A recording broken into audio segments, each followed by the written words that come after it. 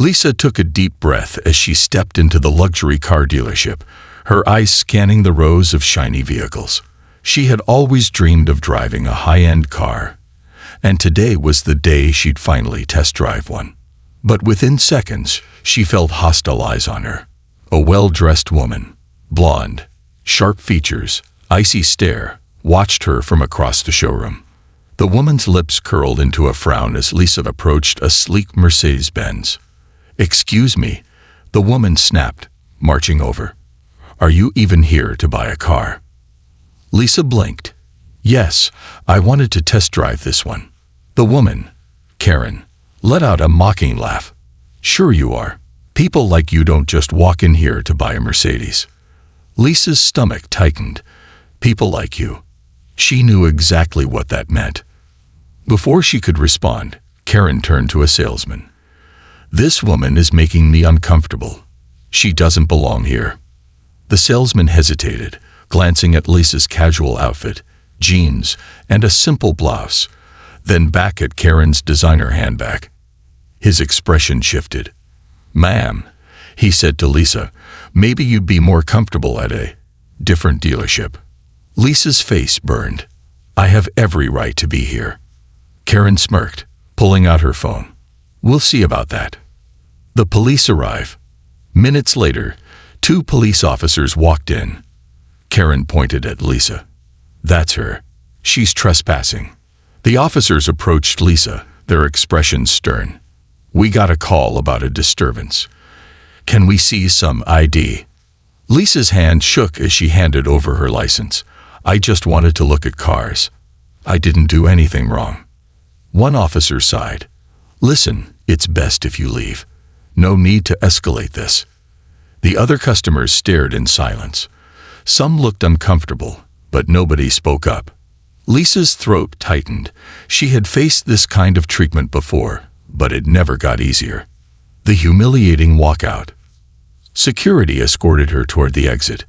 As she stepped outside, Karen called after her. "Maybe try a used car lot next time."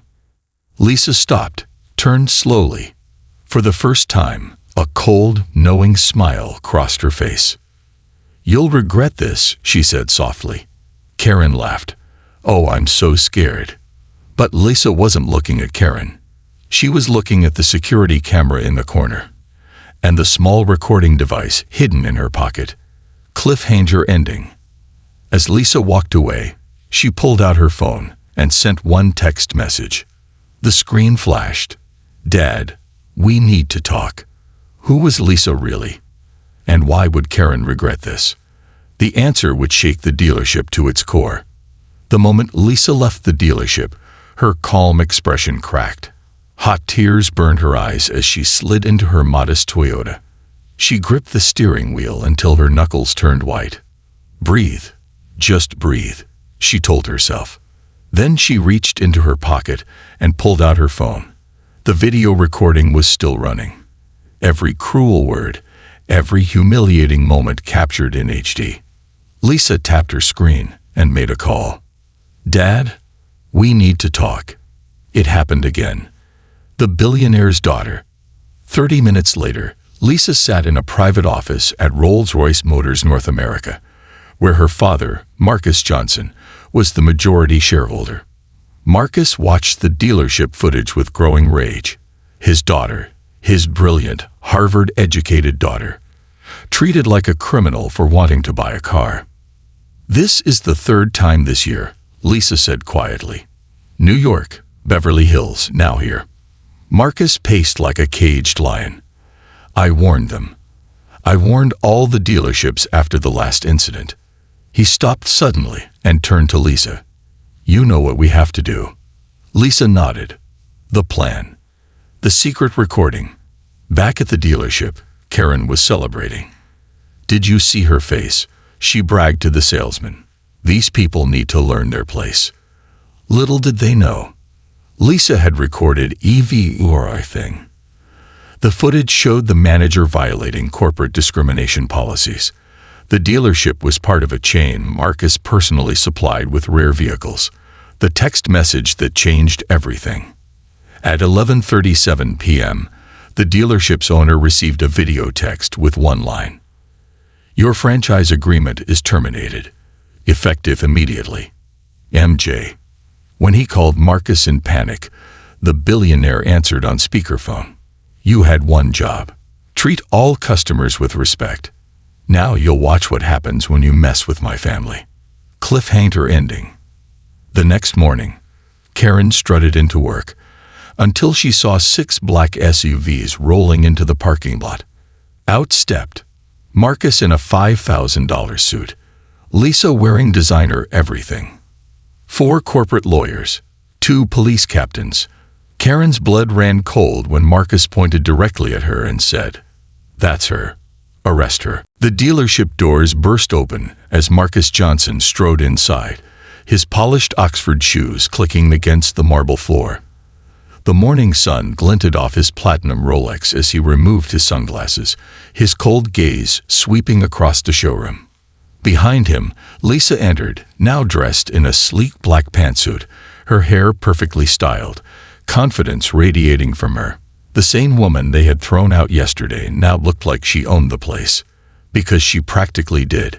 The manager's face drained of color. "Mr. Johnson." What a surprise. Marcus didn't let him finish. "Surprise? No. You knew exactly what would happen if you disrespected my daughter." Karen, standing frozen near a BMW, finally found her voice. "Daughter?" Lisa smirked. "Yes, daughter. As in, the heir to his billion-dollar automotive empire. The revenge unfolds." Marcus snapped his fingers, and his lawyer stepped forward, handing the manager a stack of papers. "This is termination of your franchise agreement with Johnson Motors," one attorney said. "Effective immediately." The manager's hands shook. "You can't do this. We've been partners for years." Marcus leaned in, his voice dangerously calm. "And yet, you still allowed this woman." He pointed at Karen. "To call the police on my child for existing in your store." Then came the knockout blow. "Oh, and that exclusive contract for next year's limited edition Rolls-Royce models. Gone. I'm giving it to your competitor down the street." The manager looked like he might pass out. Karen's worst day. Karen tried to slink away, but one of the officers blocked her path. "Ma'am, we'd like to discuss your false police report yesterday." The cop said, "That's a misdemeanor. You're coming with us." Karen's face twisted in panic. False report. She was trespassing. Lisa pulled out her phone and played the video, clear as day, showing Karen lying to the police. "You said I was threatening you," Lisa said. "Funny. I don't see that anywhere in the footage." The final blow. As officers led Karen away in handcuffs, Marcus turned to the remaining staff. "For those of you who stood by and did nothing," he shrugged, "you're fired too. Clean out your desks by noon." Then, with a satisfied glance at Lisa, he said, "Let's go, baby girl. We have a new dealership to buy." Cliffhanger for Part 4. As they walked out, Lisa paused at the door and looked back at the crumbling business behind her. "Oh, and Dad," she said sweetly, "let's make sure Karen never works in this town again." The news vans arrived before lunchtime. By the time Lisa and Marcus pulled up to the rival dealership, the one that would now receive all of Johnson Motors' exclusive inventory, Karen's face was already trending online. Hashtag Karen fired. Hashtag billionaire revenge. Hashtag car mesa bitch. The viral video had over 2 million views in just 3 hours. The aftermath begins. Inside the police station, Karen sat in a holding cell, her designer blazer wrinkled, her makeup smeared. "You're being charged with filing a false police report," the officer said. "That's up to a year in jail." "Oh, and your employer just called." Karen's stomach dropped. "You're fired. Effective immediately." The dealership's downfall. Meanwhile, back at the original dealership, every employee who had stood silently while Lisa was humiliated was terminated. The owner's stock value plummeted 30% after Marcus pulled his contracts.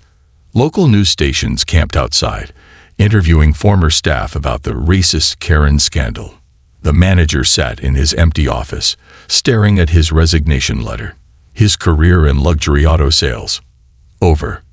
Lisa's victory lap. At the competing dealership, Lisa stood beside her father as he shook hands with the new owner. "Congratulations," Marcus said. "You're now our exclusive partner in the region. Oh, and meet your new VP of Client Relations, my daughter." The staff erupted in applause as Lisa smiled.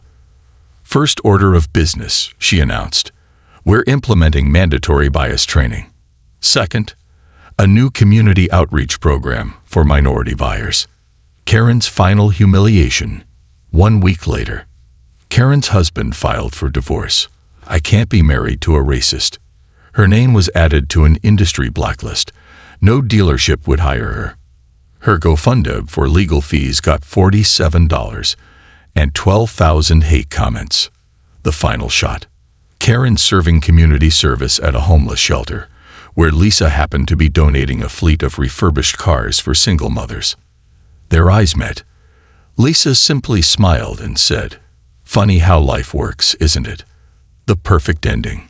The video closes with text. "Racism has consequences. Karma always comes full circle." Then,